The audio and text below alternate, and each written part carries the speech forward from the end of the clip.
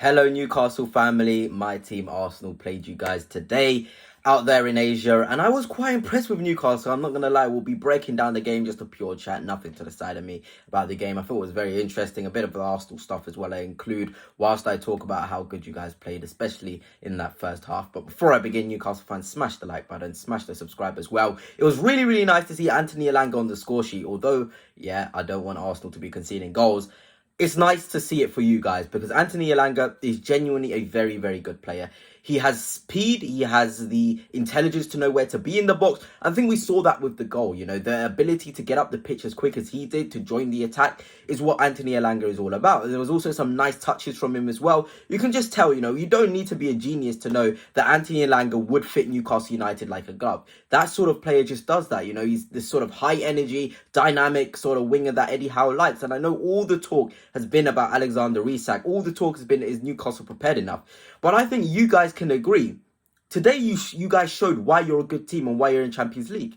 You can almost easily forget that football isn't played in the transfer market. And I've told many people before, I've told Liverpool fans, I've told Arsenal fans, I've told United fans, the window isn't a direct representation of what your team is doing on the pitch. No chance. If Newcastle United go into next season with the same guys they've got now, they'll still be fighting for European football. That is where I feel like people kind of look at the transfer window and have it in this sort of high regard, whereby it's gonna be how you perform in the season. That is not true. Liverpool didn't sign anyone last season.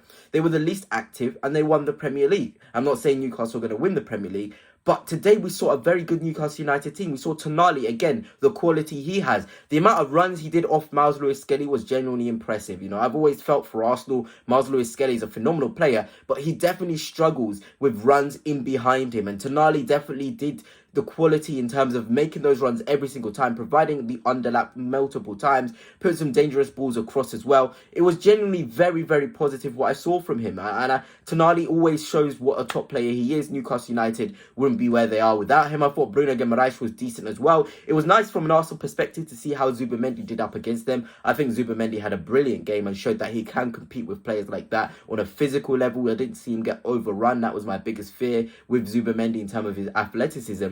But Tonali and Bruno just show they've got the class. Newcastle United are fine as long as they've got those two. And I know a lot of Newcastle fans aren't impressed with Basula, but I was genuinely very impressed with him. When I was watching the way he was, the energy, the sort of way he held the ball up, there was a chance in the second half where he got across his man, headed it could have gone in. Small details like that. I think Basula is one hell of a player. You can't judge a player who hasn't had many minutes. Newcastle United need to use Asula more. I think now's his opportunity. He played in the 9 against Saliba. It's not easy. Against Calafiori, it's not easy. But he was threatening enough. There was a time where he made a massive sprint in the second half as well. Pressing down the ball, high energy. It was incredible. It genuinely was incredible from what I saw from Asula. I think next season is going to be massive for him in terms of showing Newcastle fans he can be trusted. I can play these games. I can play in the Carabao FA Cup game. Start me. You can trust me to do enough.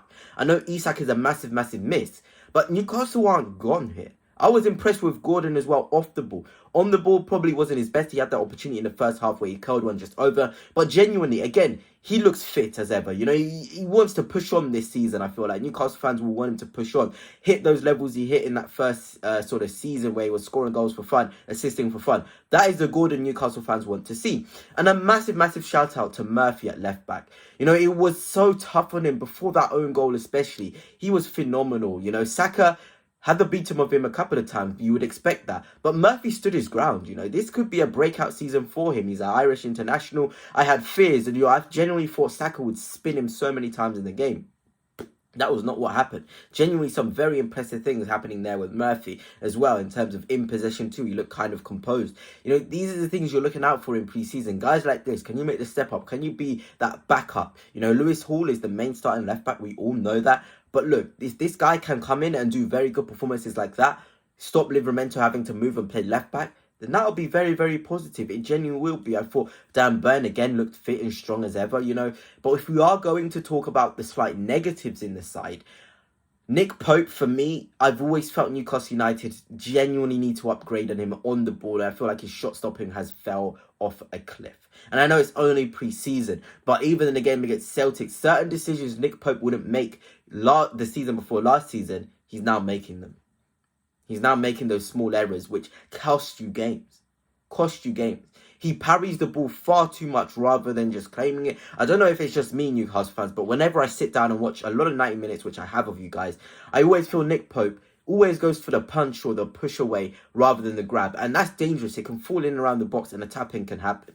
I think Trafford was a massive mistake in terms of getting a player in. But look, if you're looking at that game and you're only really disappointed with the likes of Nick Pope, I don't know what happened with Botman as well coming off the pitch. I think it may be, again, another injury. It'd be such a shame, you know. This guy's a really talented centre-half, but the injuries are too much. But if that's what you're coming out the game with, you've got to be delighted, right? You know, it's not all doom and gloom. You know, I think that game really opened Newcastle fans' eyes up in terms of the opposition of Arsenal. You know, Jacob Murphy, I cannot forget him coming on as well. He's not going to sit down and just let Elanga take his spot. He's not. He can play with Elanga too off the left. If Elanga's off the left, and Murphy's off the right, he can play together. But Murphy ain't here to lay down. He's not here to just sit down and accept being second fiddle. You know, that's just not the competitor he is. That's just not the player he is. He wants to be able to play in these games and show what he's all about.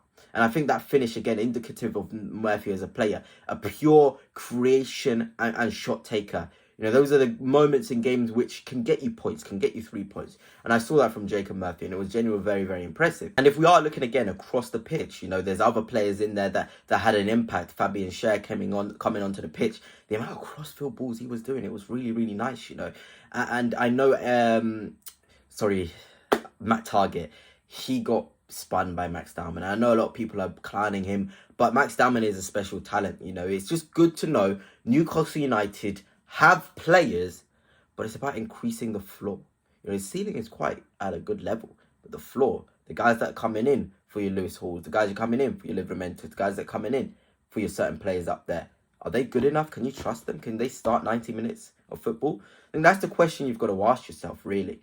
You know, genuinely, can these guys come in and start Premier League game and then you're not shocked? Oh, why is Matt Target starting? Oh, why is Emma Kraft starting? That is what Newcastle United genuinely want to achieve going into next season. You know, same with the Nick Pope situation. Dubravka, I think, was left out of this tour completely because they thought they'd get Trafford done. Now you need to go and get a top goalie, Le Chevalier, Lafont. There's players out there that can genuinely be the difference makers. Genuinely can be. But I think we saw a lot, Newcastle fans. You know, I'm very interested to know your thoughts down below because I was scrolling on Twitter. I saw a lot of people happy with certain performances of your Murphys, of your Bruno Guimaraes, of your Tonalis, of your Elangas. But then I also saw a lot of disappointment at players which impressed me, your Asulas. Your Murphys, I thought he was very good. You know, I saw a couple of Newcastle fans again agreeing with me that he was very good. But you all, as Newcastle fans, want to be going into next season with players where you can trust and you're all collectively believing it. You know, and I think the system, again, the 4-5-1 was very, very nice. Very, very nice. We saw Newcastle United deploy that very well. Arsenal, we always struggle to break that down. It took a couple of mistakes and a couple of pieces of brilliance to really unlock you. And going into next season, that is genuinely a big, big positive. But anyway, Newcastle fans, let me know, as always, down below your thoughts on the game. The tour is still going on for you guys. But until next time, peace.